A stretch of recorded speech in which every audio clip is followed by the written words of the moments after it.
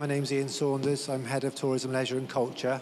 So a lot of different services from museums, leisure centres, outdoor education, tourism and countryside, to name but a few.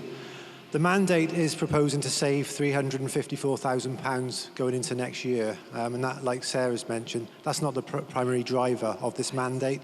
The primary driver of this mandate is to put those services into a more sustainable model. And the proposed model has not been decided, but it looks like, at the moment, a vehicle, a trust of some nature. The proposal, there's one mandate that comes from CYP currently, and it's in proposal form. And it's to consult on primary additional learning needs delivery. The consultation is to ensure that we are looking very closely at whether children are receiving that delivery closest as possible to home, whether the delivery is appropriate for them, and whether we are actually meeting their needs whilst ensuring that they are in an inclusive environment, preparing them for the rest of their lives.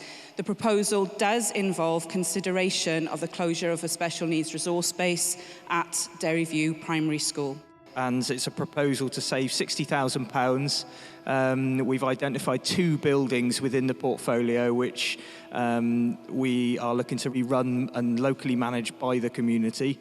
It's the Melville Theatre here in Abergavenny and the Drill Hall in Chepstow. 2 mandates. The first one is a £75,000 mandate for grounds maintenance, and I can see the 4 glaring of me over there now.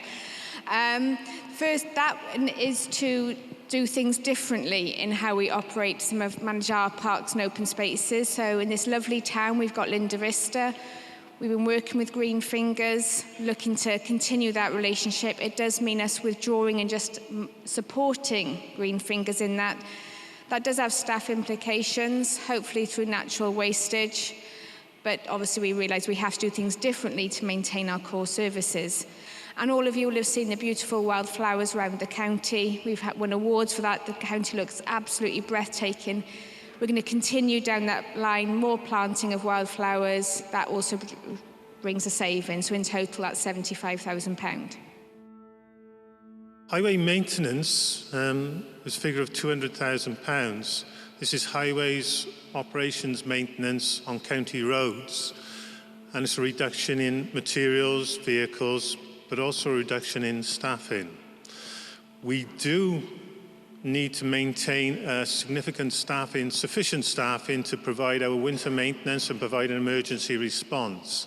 This takes down 3 posts. It does leave us with enough staff to carry that essential works on, but it is a reduction in that area.